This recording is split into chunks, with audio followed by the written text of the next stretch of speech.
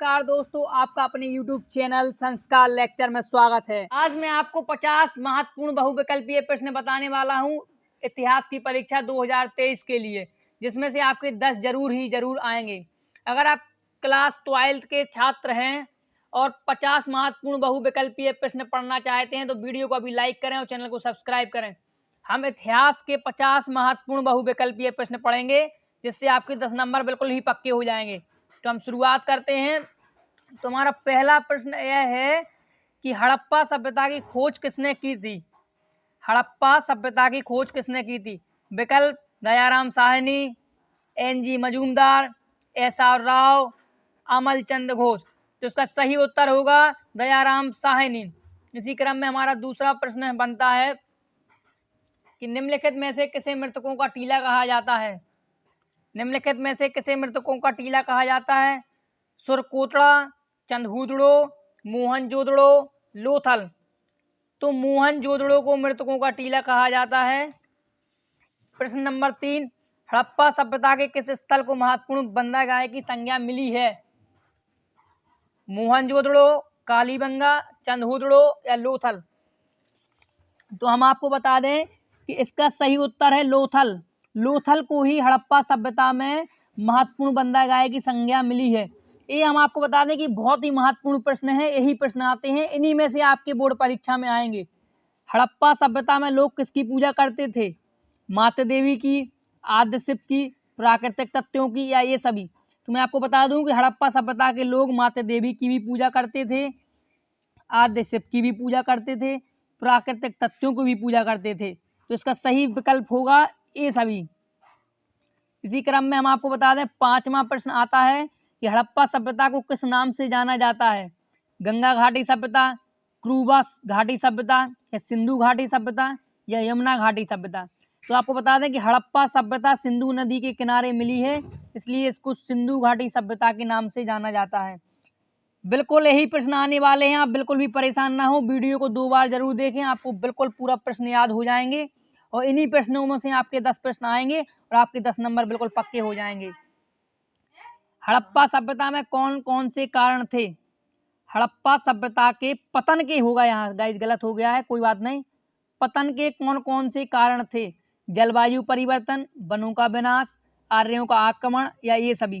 तो आपको बता दें कि कई विद्वान मानते हैं कि हड़प्पा सभ्यता का पतन जलवायु परिवर्तन के कारण हुआ, कुछ मानते हैं कि वनों का विनाश होने के कारण हुआ, तो कुछ मानते हैं कि मध्य भारत से आए हुए आर्यों के आक्रमण के कारण हुआ। तो इसका विकल्प डी सही होगा, ये सभी।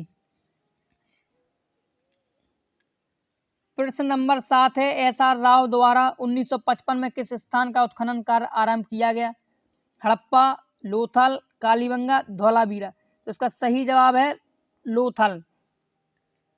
भारतीय उपमहाद्वीप पर लोहे की खोज कब हुई थी? भारतीय उपमहाद्वीप पर लोहे की खोज 6वीं शताब्दी में हुई थी।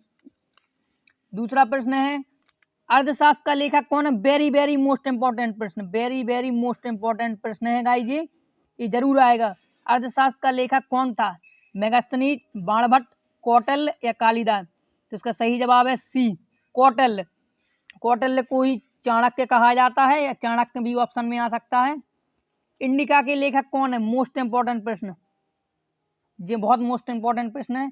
इंडिका के लेखक कौन है? इंडिका के लेखक थे, तो इंडिका के लेखक हैं मेगास्थनीज। निम्नलिखित में से कौन सा यूनानी दूत सेल्यूकस द्वारा चंद्रगुप्त मौर्य के दरबार में भेजा गया था? तो डायाडोरस, मेगास्थनीज, डायमेकस, एंटीगोनस? तो इसका सही जवाब है मेगास्थनीज। मेगास्थनीज जो है वह सेल्यूकस द्वारा चंद्रगुप्त मौर्य के दरबार में भेजा गया था। अशोक के सारनाथ स्तंभ में कितने शेर बनाए गए थे? तो इसका सही जवाब है 2 शेर, 3 शेर, 4 शेर, 5 शेर? तो इसका सही जवाब है सी, 4 शेर। साम्राज्य के अधिकांश हिस्से में अशोक के शिलालेख लिखे गए थे? प्राकृत भाषा में, संस्कृत भाषा में, तमिल भाषा में, पाली भाषा में? सही जवाब है प्राकृत भाषा में। प्रश्न नंबर 14 इसी क्रम में आता हुआ, निम्नलिखित में से किसके अभिलेखों में राजा को देवता का प्रिय बताया गया है? तो जो अशोक के अभिलेख हैं उनमें राजा को देवताओं का प्रिय बताया गया है। प्रश्न नंबर 15 आता है, मेगास्थनीज जो चंद्रगुप्त के दरबार में आया था कौन था? तो यह एक इतिहासकार था। मेगास्थनीज एक इतिहासकार था। प्रश्न नंबर 16 है कि सोने के सिक्के किन शासकों द्वारा शुरू किए गए थे? Option A Shaka, option B Parthian, option C Kushan, option D Satavahana. तो इसका सही विकल्प है कुषाण शासकों द्वारा। नंबर 17 प्रश्न है, नंद वंश की स्थापना किसने की थी? अशोक ने, उदयन ने, महापद्मनंदन ने या घनानंद ने? तो इसका पहली सी टिक लगा हुआ है, महापद्मनंदन ने। प्रश्न नंबर 18 है, मुद्रा राक्षस के लेखक कौन थे? तो मुद्रा राक्षस के लेखक थे विशाख दत्त। मोस्ट इंपॉर्टेंट प्रश्न है, मैं ये बता चुका हूं। महाभारत में श्लोकों का वर्णन किस भाषा में किया गया है? महाभारत में श्लोकों का वर्णन किस भाषा में किया गया है? प्राकृत भाषा में, संस्कृत भाषा में, पाली भाषा में, ये सभी। तो उसका सही जवाब है संस्कृत भाषा में महाभारत में श्लोकों का वर्णन मिलता है। प्रश्न नंबर 20, क्वेश्चन नंबर 20, महाभारत के रचयिता हैं कृष्ण, व्यास, विदुर, अर्जुन। तो उसका सही जवाब है बी ऑप्शन व्यास। प्रश्न नंबर 21, रजमनामा युद्धों की किताब फारसी अनुवाद है। किस पुस्तक का फारसी अनुवाद है रजमनामा? तो इसका सही उत्तर है महाभारत। महाभारत का फारसी अनुवाद है रजमनामा। प्रश्न नंबर 22, जैन धर्म में वर्धमान सहित कुल कितने तीर्थंकर हुए हैं? Option A 22, option B 21, option C 24, option D 26। तो इसका सही जवाब है, आप बताइए पहले तो इसका सही जवाब क्या होगा? प्रश्न नंबर 22 का सही उत्तर है 24 तीर्थंकर हुए हैं वर्धमान सहित। महावीर स्वामी का जन्म हुआ था 540 ईसा पूर्व में, 670 ईसा पूर्व में, 680 ईसा पूर्व में या ऑप्शन डी 520 ईसा पूर्व में। तो उसका सही उत्तर है 540 ईसा पूर्व में। बौद्ध धर्म का प्रचारक था कौन था भैया? बौद्ध धर्म का प्रचारक option A Ramanand, option B Mahatma Gandhi, option C Gautam Buddha या ऑप्शन डी ईसाई धर्म। तो भैया इसका सही उत्तर है गौतम बुद्ध। ध्यान से देखिए विकल्पों को क्योंकि इन्हीं में से आना है आपकी बोर्ड परीक्षा में। प्रश्न नंबर 25, बौद्ध का जन्म कहाँ हुआ था? तो बौद्ध का जन्म हुआ था लुम्बिनी में। सही उत्तर है लुम्बिनी। सांची स्तूप अब स्थित है? Option A Orissa, option B Madhya Pradesh, option C Uttar Pradesh, option D Karnataka. इसका सही उत्तर है ऑप्शन बी मध्य प्रदेश।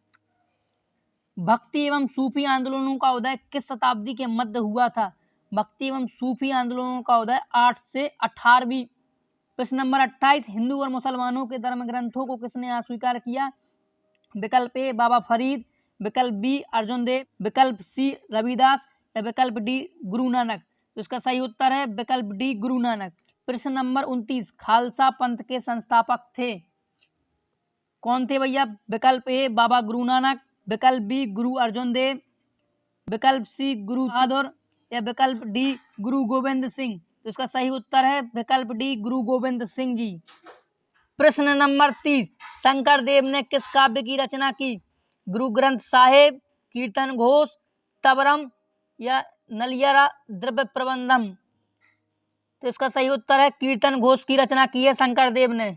इसी क्रम में प्रश्न नंबर 31, 711 ईस्वी में किसने सिंध पर विजय प्राप्त की जिससे भारत में इस्लामी सत्ता की स्थापना हुई? विकल्प ए मोहम्मद बिन तुगलक, विकल्प बी मोहम्मद बिन कासिम, विकल्प सी इल्तुतमिश, विकल्प डी गयासुद्दीन तुगलक। तो इसका सही जवाब है मोहम्मद बिन कासिम ने 711 में सिंध पर विजय प्राप्त की जिसके बाद भारत में इस्लामी सत्ता की स्थापना हुई थी। क्वेश्चन नंबर 32, प्रश्न संख्या 32, प्रश्न नंबर 32, विजयनगर साम्राज्य की स्थापना कब हुई थी?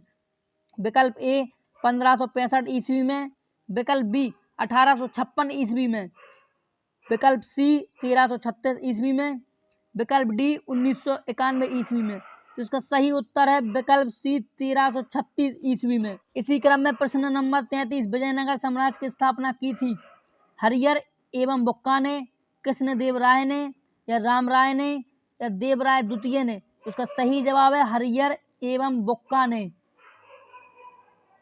प्रश्न संख्या 34, विजयनगर साम्राज्य का महान शासक देवराय द्वितीय किस वंश से संबंधित था? विकल्प ए सुलभ वंश, विकल्प बी संगम वंश, विकल्प सी अराबिदु वंश, विकल्प डी तुलुप वंश। तो इसका सही उत्तर है विकल्प बी संगम वंश से संबंधित थे देवराय द्वितीय। प्रश्न संख्या 35 तेलुगु भाषा का ग्रंथ जिसकी रचना कृष्णदेव राय ने की। विकल्प ए आमुक्त माल्यद, विकल्प बी भाषा पुराण, विकल्प सी तेलुगु भाषा महाभारत, विकल्प डी चारों वेदों की संहिता। तो इसका सही जवाब है विकल्प ए आमुक्त माल्यद। इसी क्रम में प्रश्न संख्या 36 किस वर्ष हम्पी को राष्ट्रीय स्थल घोषित किया गया। वर्ष 1972, वर्ष 1976, वर्ष 1988 या वर्ष 1967। तो इसका सही जवाब है वर्ष 1976। प्रश्न नंबर 37 मुगलकालीन इतिवृत्तों की भाषा क्या थी।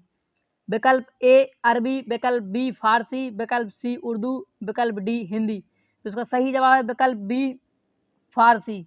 इसी क्रम में हम आगे प्रश्नों की संख्या बढ़ाते हुए प्रश्न संख्या 38 रज्मनामा किस ग्रंथ का फारसी अनुवाद है। तो आपको बता दें रज्मनामा महाभारत का फारसी अनुवाद है। प्रश्न नंबर 39 हुमायूं नामा का रचयिता कौन है। विकल्प ए बाबर, विकल्प बी हुमायूं, विकल्प सी गुलबदन बेगम, विकल्प डी जहां आरा। इसका सही जवाब है विकल्प सी गुलबदन बेगम। इसी क्रम में हम पढ़ेंगे प्रश्न नंबर 40 अकबरनामा की तीसरी जिल्द क्या है। प्रारंभ से अकबर, इतिहास, आइन ए अकबरी या बाबरनामा या बादशाहनामा। तो इसका सही जवाब क्या होगा गाइस, क्या आप गैस कर पा रहे हैं। तो इसका सही जवाब है विकल्प बी आइन ए अकबरी।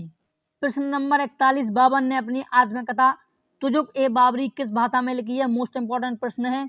विकल्प ए हिंदी, विकल्प बी तुर्की, विकल्प सी फारसी, विकल्प डी संस्कृत। तो इसका सही जवाब है विकल्प बी तुर्की भाषा में बाबर ने अपनी आत्मकथा तुजुक ए बाबरी लिखी है। प्रश्न नंबर 42 बादशाहनामा किसकी कृति है। विकल्प ए अबुल फजल, विकल्प बी अब्दुल हमीद लाहौरी, विकल्प सी गुलबदन बेगम, विकल्प डी बदायूनी। तो इसका सही जवाब है विकल्प बी अबुल हमीद लाहौरी। इसका सही जवाब है। अकबर द्वारा जजिया कर की समाप्ति कब की गई। विकल्प ए 1562 ईस्वी में, विकल्प बी 1563 ईस्वी में, विकल्प सी 1564 ईस्वी में, विकल्प डी 1578 ईस्वी में। तो इसका सही जवाब है विकल्प सी 1564 ईस्वी में अकबर द्वारा जजिया कर की समाप्ति की गई। अकबर ने गुजरात पर विजय प्राप्त कब की। विकल्प ए 1570, विकल्प बी 1572, विकल्प सी 1575, विकल्प डी 1580।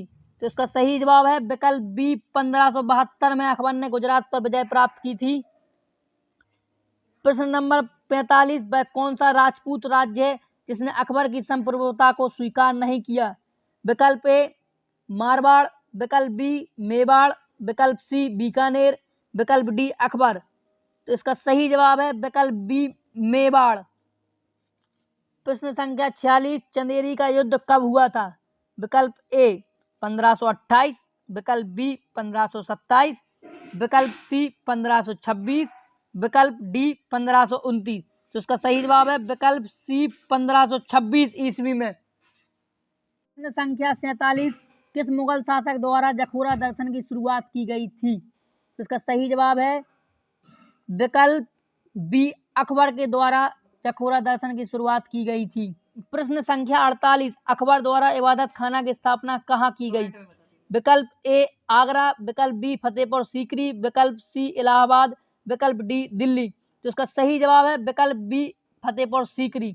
इसी क्रम में प्रश्नों की श्रृंखला को आगे बढ़ाते हुए प्रश्न संख्या 49 मुगल चित्रकला की नींव किस मुगल शासक के काल में रखी गई। तो इसका विकल्प ए बाबर, विकल्प बी हुमायूं, विकल्प सी जहांगीर, विकल्प डी शाहजहां। तो इसका सही जवाब है विकल्प बी हुमायूं। इसी क्रम में प्रश्नों को आगे बढ़ाते हुए अंतिम प्रश्न बचता है इस वीडियो का, शालीमार बाग कहाँ स्थित है। प्रश्न संख्या 50 शालीमार बाग कहाँ स्थित है। विकल्प ए दिल्ली, विकल्प बी आगरा, विकल्प सी लाहौर, विकल्प डी कश्मीर। तो इसका सही जवाब है विकल्प ए दिल्ली। आपको हम बता दें गाइस कि आपको जितने भी 50 प्रश्न मैंने बताए हुए हैं, 50 प्रश्न, उन्हीं में से आपके पेपर में 10 प्रश्न आएंगे, 10 प्रश्न आएंगे। इसलिए वीडियो अगर आपको पसंद आई हो तो वीडियो को लाइक करें, चैनल को सब्सक्राइब करें और हमारा मोटिवेशन बनाए रखने के लिए चैनल सब्सक्राइब करें, वीडियो लाइक करें। ऐसी ही वीडियो देखने के लिए चैनल को सब्सक्राइब करें।